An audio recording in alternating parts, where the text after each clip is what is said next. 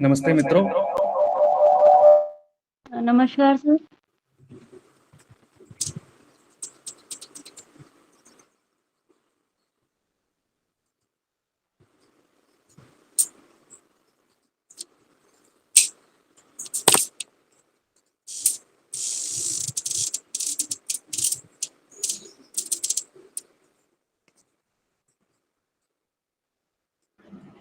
नमस्ते।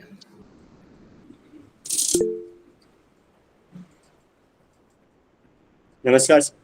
नमस्कार मित्रों। तो हम शुरू करेंगे। वर्कला शिवगिरी श्री नारायण कॉलेज के हिंदी विभाग की ओर से आयोजित 3 दिवसीय राष्ट्रीय संगोष्ठी का ये दूसरा दिन है। यहाँ 5वां सत्र यहाँ पर शुरू होने जा रहे हैं और 6 बजे का जो सत्र है इसमें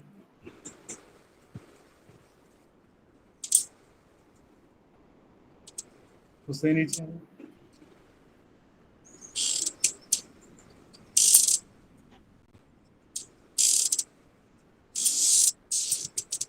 में पहले वक्तव्य देंगे डॉक्टर हुसैनी बोहरा जी, भूगोल नोबल्स यूनिवर्सिटी उदयपुर से हैं और मैं आपका सादर स्वागत करता हूं सर हुसैनी साहब। धन्यवाद सर। एसएन कॉलेज वर्कला के हिंदी विभाग की ओर से आयोजित नागार्जुन विषयक 3 दिवसीय राष्ट्रीय संगोष्ठी के दूसरे दिन के इस सत्र के में उपस्थित सभी साथियों को सादर अभिवादन, नमस्कार। और एसएन कॉलेज ने हमें ये मौका दिया, उसके लिए हम आभार व्यक्त करते हैं। मेरा विषय है नागार्जुन की कविता में मानवीय मूल्य। नागार्जुन जी के व्यक्तित्व और रचनाओं पर बहुत सारी बात हो चुकी है। मैं बिना किसी औपचारिकता के मूल विषय पर अपनी बात प्रस्तुत करना चाह रहा हूँ। जिस प्रकार कबीर की कविता जन के पक्ष में खड़ी होकर मानवता का उद्घोष करती है, वैसा ही काम कवि नागार्जुन की कविता भी करती है। नागार्जुन की कविता आम आदमी की कविता है, आम आदमी के सूक्ष्म से सूक्ष्म अनुभवों की कविता है। उनकी कविता में आम आदमी उपस्थित होकर अपनी बात कहता हुआ प्रतीत होता है। हम कह सकते हैं कि नागार्जुन की कविता मानवीय मूल्य से युक्त है। उसमें मनुष्य के जीवन मूल्यों को अभिव्यक्त किया गया है। नागार्जुन की कविता का फलक अत्यंत व्यापक है। उसमें जनजीवन के समस्त मानवीय संदर्भ वर्णित हुए हैं। नागार्जुन ने मानवता की दृष्टि से हिंदी कविता की भूमि को विस्तार प्रदान किया है। उन्होंने कविता को नए विषयों के साथ लिखा है। उन्होंने ऐसे विषयों पर भी कविता लिखी है जिन पर पहले नहीं लिखा गया था। उन्होंने निराला की मानवीय संवेदना की काव्य भूमि को और अधिक विस्तार प्रदान किया है। नागार्जुन की कविताओं में संसार का समस्त चर अचर जगत वर्णित है। उनकी कविताओं में दलित, पीड़ित, किसान, स्त्री, जीव जंतु सभी हैं। इनकी संवेदनाएं ही इनकी कविताओं में मिलती है। नागार्जुन के काव्य संसार में भारतीय समाज के उन समुदायों के बारे में भी कविताएं हैं जिन पर दूसरे कवियों ने कभी ध्यान ही नहीं दिया।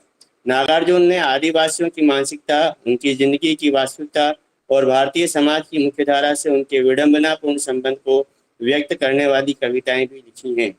इस संबंध में उनकी एक कविता शाल वनों के निविड़ टापुर में प्रासंगिक कविता है। दलित जीवन को उसकी संपूर्ण संवेदनाओं के साथ अभिव्यक्त करने वाली नागार्जुन की प्रसिद्ध कविता हरिजन गाथा है। इस कविता में दलित जीवन के यथार्थ को उसकी समग्रता में अभिव्यक्त किया गया है। नागार्जुन दलित जीवन की यातना के साथ साथ शोषण से मुक्ति की चेतना की अभिव्यक्ति भी करते हैं।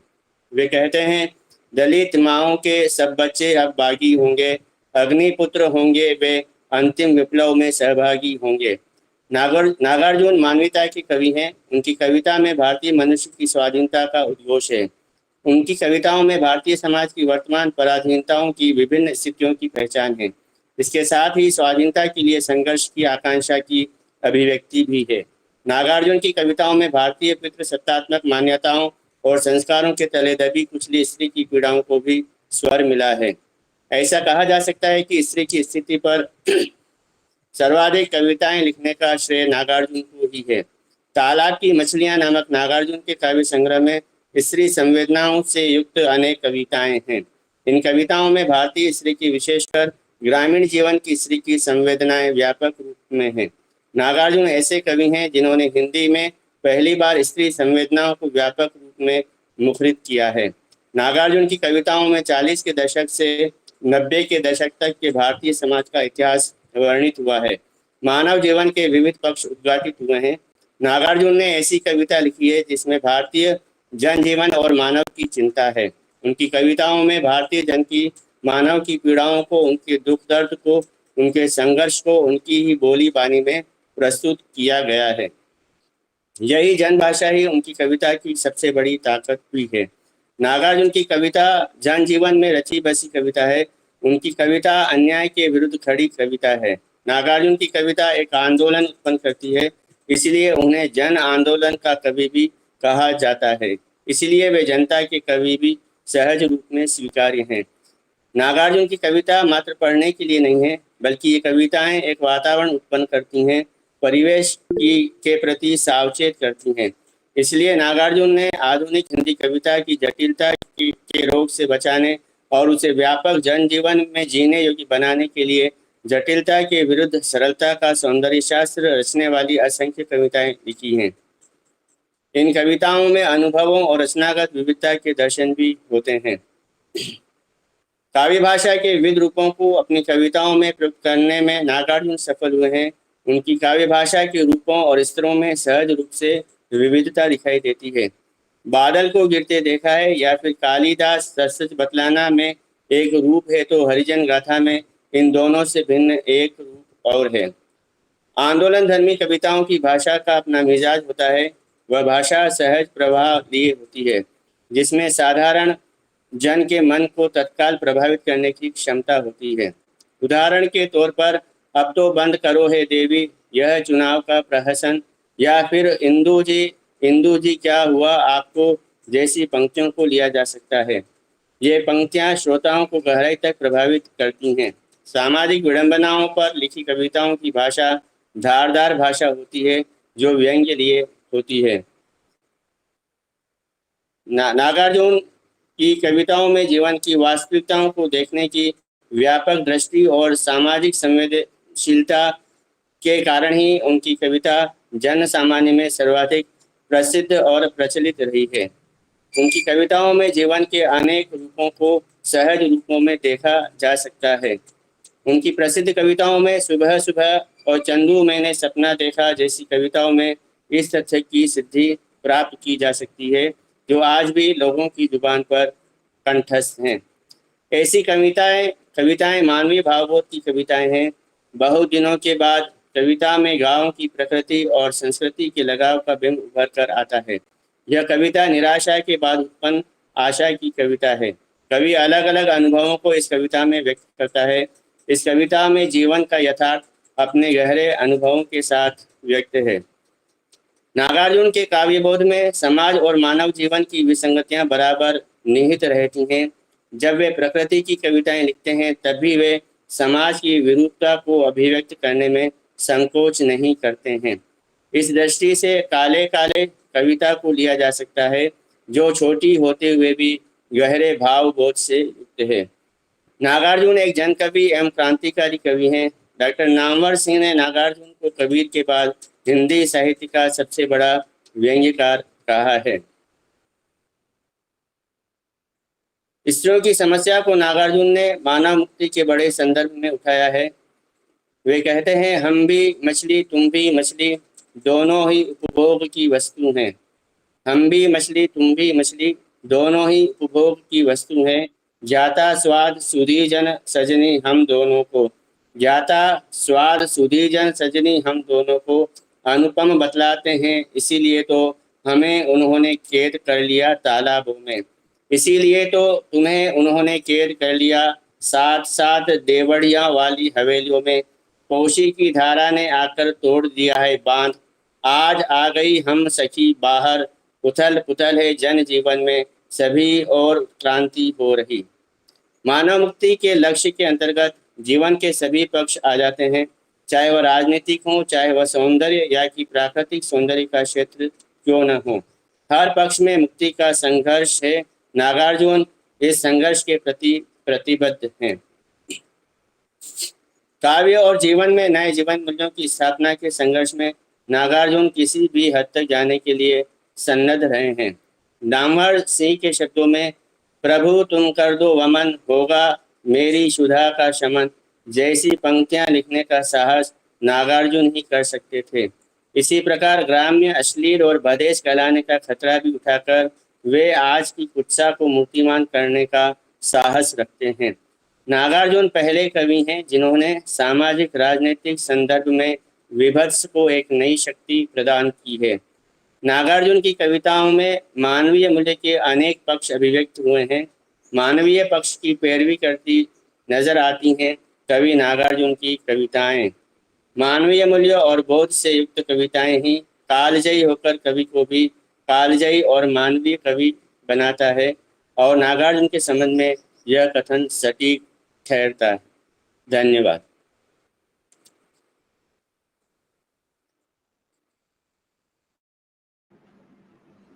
बहुत बहुत धन्यवाद हुसैनी जी, आपने बहुत धन्यवाद सर।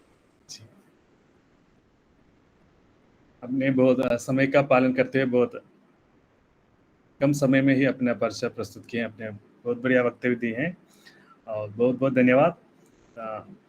अभी इसी सत्र में अब दूसरा हमारा वक्ता है डॉक्टर चंद्ररेखा शर्मा जी। आप बीएन यूनिवर्सिटी उदयपुर के असिस्टेंट प्रोफेसर हैं। मैं उनको सर स्वागत करता हूं कि आप अपना परिचय प्रस्तुत करें। नमस्कार सर। श्री नारायणा कॉलेज शिवगिरी वर्कला केरल के हिंदी विभाग द्वारा आयोजित शब्द नहीं आग उगलती थी बाबा नागार्जुन की कलम विषयक एक दिवसीय राष्ट्रीय संगोष्ठी के आयोजन हेतु प्राचार्य डॉक्टर विनोद जी सुगतन, विभागाध्यक्ष एवं संयोजक डॉक्टर साजिद एस.जी. शशि तथा डॉक्टर सुकन्या के भी सह संयोजिका को धन्यवाद एवं आभार व्यक्त करती हूँ कि आपके द्वारा आयोजित इस संगोष्ठी में मुझे आपने शोध पत्र प्रस्तुत करने का अवसर दिया। यह आयोजन साहित्य के बदलते परिप्रेक्ष्य एवं सामाजिक सरोकारों से भावी पीढ़ी को जोड़ेगा तथा साथ ही विषय विशेषज्ञों शोधार्थियों के विचार विनिमय के परिणाम स्वरूप नए आयामों को भी स्थापित करेगा, ऐसी मैं आशा करती हूँ।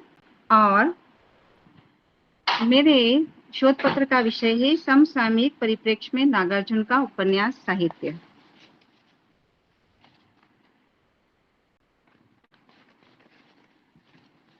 श्री नागार्जुन हिंदी एवं मैथिली दोनों भाषाओं में पारंगत अपने समय के प्रतिष्ठित कवियों एवं साहित्यकारों में से एक हैं। इनका मूल नाम तो वैद्यनाथ मिश्र था, किंतु नागार्जुन नाम का वर्ण उन्होंने 1936 में श्रीलंका प्रवास के दौरान किया था और वहां वे पाली एवं बौद्ध दर्शन की आचार्य के रूप में गए थे। मैथिली के पाठक उन्हें यात्री उपनाम से संबोधित करते हैं। भौगोलिक, आध्यात्मिक, भौतिक एवं राजनीतिक यात्राएं नागार्जुन के जीवन एवं व्यक्तित्व का महत्वपूर्ण अंग रही है। जीवन का अधिकांश समय उन्होंने उपन्यासकार, कहानीकार, निबंधकार, समालोचक बनकर व्यतीत किया है। नागार्जुन पारदर्शी संवेदनाओं के कवि के रूप में तथा सामाजिक राजनीतिक मुद्दों से तो परिचित थे ही, वे प्रेम में भरी कविताएं और काव्य शास्त्र के छंद विधानों, भाषिक स्तरों एवं शैलियों पर भी अपने पूर्ण अधिकार के लिए विख्यात रहे हैं। मानव के सच्चे हितैषीश्वर उनके काव्य को उग्रता प्रदान करते हैं। अपने स्वभाव के कारण क्रोधी, व्यंग, प्रशंसा सभी तरह का मिजाज उनके साहित्य में झलकता है। आधुनिक समय में सतत विकास की अवधारणा के बलवती होने के फलस्वरूप जो नवाचार विभिन्न क्षेत्रों में हमें दृष्टिगोचर हो रहे हैं, वे सभी नागार्जुन के साहित्य में हमें परिलक्षित होते हैं। प्रगतिशील विचारधारा के कवि नागार्जुन की रचनाशीलता का समय नई कविता एवं नई कहानी के आंदोलन के समानांतर का है। उनके उपन्यासों में हमें ग्रामीण राजनीति, जातिवाद, गरीबी का श्राप, शोषण, पीड़ा, उत्पीड़न आदि प्रमुखता से दिखाई देते हैं। आजादी के बाद हिंदी साहित्य में अनेक प्रकार के साहित्यिक आंदोलन प्रारंभ हुए तथा साहित्य में सामान्य जनजीवन, किसान, शोषित वर्ग, स्त्री विमर्श, मजदूर, आम आदमी आदि ने साहित्य के लेखन में साहित्यकारों को रचना सामग्री प्रदान की। साहित्य की लेखनी तथा नई लोकतांत्रिक प्रणाली के कारण विकास की एक झलक सभी को दिखाई देने लगी। नागार्जुन का साहित्य भी समाज के बदलते स्वरूप से अछूता नहीं रहा उनके शब्द सभी की आवाज बन गए। साहित्य की सृजना उन्हीं परिस्थितियों में संभव है जब यथार्थ प्रत्यक्ष एवं भोगा हुआ हो। आत्मानुभूति, सहानुभूति तथा सत्य का अन्वेषण यदि साहित्यकार के पास है तो उनके द्वारा रचित साहित्य पाठकों के हृदय में भी पतित चरित्रों के प्रति एक अप्रतिम करुणा को उभार सकता है। नागार्जुन ने अपने उपन्यास साहित्य में सर्वहारा वर्ग का प्रतिनिधित्व किया है। वे सभी प्रकार के शोषण का सदैव विरोध करते रहे। पुरानी मान्यता एवं परंपराओं के प्रति उनके साहित्य में सदैव विद्रोह की भावना मिलती है। मिट्टी की सौंधी खुशबू जहाँ उनके उपन्यासों में बिखरी रही है, वही संपूर्ण ग्रामीण परिवेश का चित्रण उनके साहित्य की विशेषता रहा है।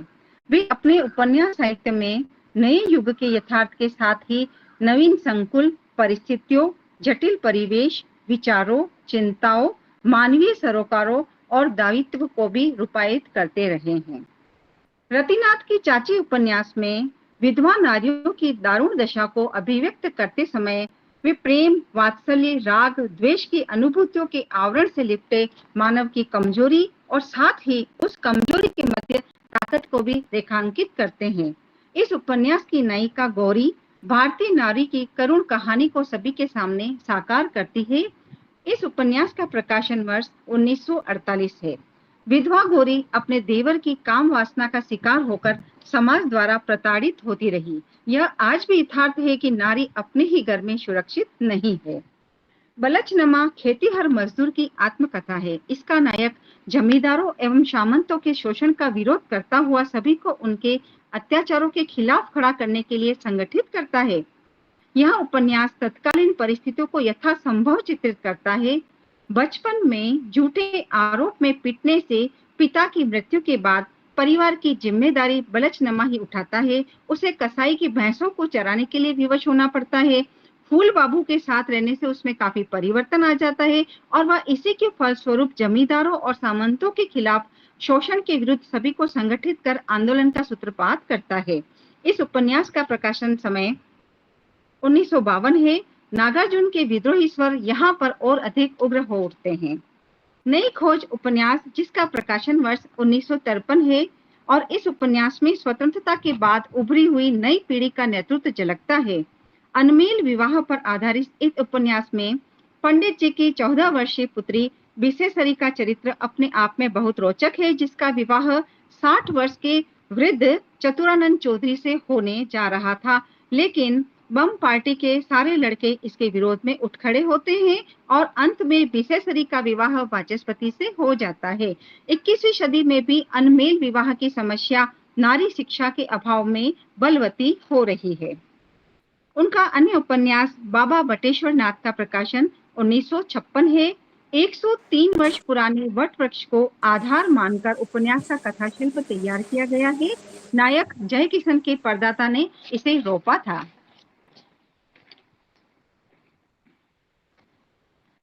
इसे कटने से बचाने के लिए अनेकों संघर्ष जय किशन को करने पड़े और इस संघर्ष में बाबू श्याम सुंदर ने हर पल से सहयोग किया तथा बरगद बाबा जय किशन को अपना आशीर्वाद प्रदान करते हैं। धरती की सुंदरता और मानवीय मूल्यों का बड़ा सुंदर समन्वय यहाँ नागार्जुन की लेखनी से उभर कर आता है। दुख मोचन उपन्यास का प्रकाशन वर्ष 1957 है। नायक दुख मोचन द्वारा गांव टमका कोयली के विकास का वर्णन इसमें किया गया है। भाई सुखदेव, नारायण तथा विधवा मामी, पत्नी, बच्चों सहित कथानक में अनेक पात्र हैं। गांव में विपत्ति आने पर दुख मोचन गांव वालों का साथ छोड़कर नहीं जाता है। भयंकर महामारी में भी साथ खड़ा रहता है। मलेरिया, कालाजार, चर्म रोग फैलने पर मेडिकल नेताओं तथा युवाओं की सहायता से सभी का इलाज एवं हर जरूरत की वस्तुओं को उपलब्ध करवाता है। आगजनी होने पर लोगों के घर जल जाते हैं, तब दुख मोचन सभी को पुनः बसाने में भी सहयोग करता है। नागार्जुन का अन्य उपन्यास वरुण के बेटे का प्रकाशन वर्ष 1957 है। यह उपन्यास मछुआरों के संघर्ष एवं अभाव से भरे जीवन को व्यक्त करता हुआ उनकी मर्मांतक व्यथा को व्यक्त करता है, जिसमें मोहन, माजी, भोले, मंगल, माधुरी एवं कोसी बांध का वर्णन आदि सभी मिलकर कथा को विस्तार प्रदान करते हैं। नेता राजनीति से प्रेरित होकर किस प्रकार शोषण व्यवस्था को बढ़ावा देते हैं और गरीब उनके अत्याचार तले पिसता चला जाता है, इसी की करुण कहानी यह उपन्यास है। कुंभी पाक उपन्यास 1960 में प्रकाशित होकर वेश्याओं के जीवन पर आधारित है। यह उन कारणों को बयां करता है जो वेश्यावृत्ति को बढ़ावा देकर दुख एवं शोषण की मारी नारी को वेश्या बनने के लिए विवश करते हैं।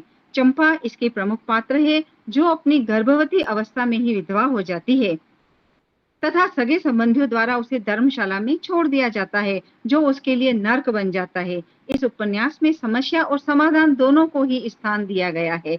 हिंदू संस्कृति और मान्यता के अनुसार कुंभी पाक ऐसे नरक का नाम है जिसमें जो मनुष्य अपने स्वाद के लिए, पेट के लिए जीवित पशु या पक्षियों को मारकर पकाकर खाता है, वह समय भी शरीर रूपी कुंभ के अंदर भुना करता है। 1961 में प्रकाशित हीरक जयंती उपन्यास में अपने स्वार्थ के लिए मनाए जाने वाले समारोह, उत्सव एवं जयंतियों का वर्णन किया गया है। मुख्य पात्र नरपत बाबू इसमें नेता बनने पर आम जनता का शोषण करते नजर आते हैं। उग्रतारा उपन्यास 1963 में प्रकाशित हुआ। यह अनमेल विवाह की समस्या को रेखांकित कर रहा है। उगली नामक बाल विधवा कामेश्वर से प्रेम करती है तथा दोनों भागकर विवाह करना चाहते हैं, मगर पुलिस पकड़कर जेल में डाल देती है। उगली रिहा होकर हवलदार द्वारा गर्भवती हो जाती है, लेकिन उसकी ऐसी दशा को देखकर भी कामेश्वर उसे नहीं छोड़ता और उसे अपना लेता है। भारतीय मठों में पाखंड और आडंबर को दर्शाता इमरतिया उपन्यास का प्रकाशन वर्ष 1968 है। नायिका इमरतिया प्रेम वासना के वशीभूत होकर मस्त राम के प्रति आकर्षित हो जाती है। इमरतिया के स्वभाव के गुणों को अनेक घटनाओं के माध्यम से बताया गया है। अंधश्रद्धा तथा धार्मिक आडंबरों को लेकर यह एक सशक्त रचना है। पारो 1975 में प्रकाशित हुआ, जिसकी नायिका पार्वती का विवाह 45 वर्षीय पुरुष से हो जाता है, जो पार्वती को मानसिक व शारीरिक रूप से संतुष्ट नहीं कर पाता। वह बेमेल विवाह की शिकार होकर पारिवारिक बंधनों को मानने से इनकार कर देती है तथा वह समझौता करने वाली स्त्रियों में शामिल नहीं होती है। इसी प्रकार गरीबदास 1989 में प्रकाशित होकर हरिजनों के उत्थान की कहानी को सभी के सामने प्रस्तुत करता है।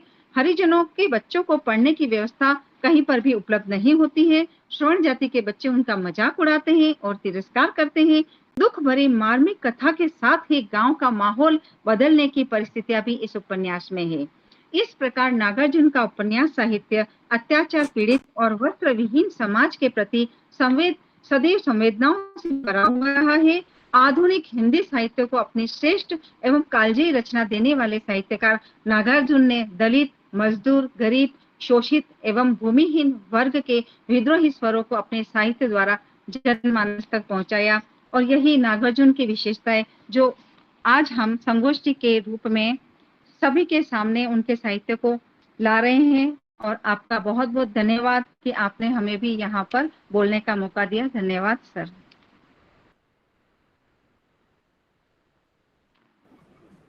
बहुत बहुत धन्यवाद चंद्ररेखा जी, आपने बहुत धन्यवाद सर, बहुत धन्यवाद आपका। सारी कमेंट्स भी आ रहे थे आपके प्रपत्र वाचन के समय पर। आपके मैसेज को जरा देख लीजिए कि कई लोगों ने आपके प्रपत्र को लेकर बहुत अच्छे वाक्य यहाँ पर लिखे हुए हैं। ये सभी का स्नेह है, सहयोग है सर।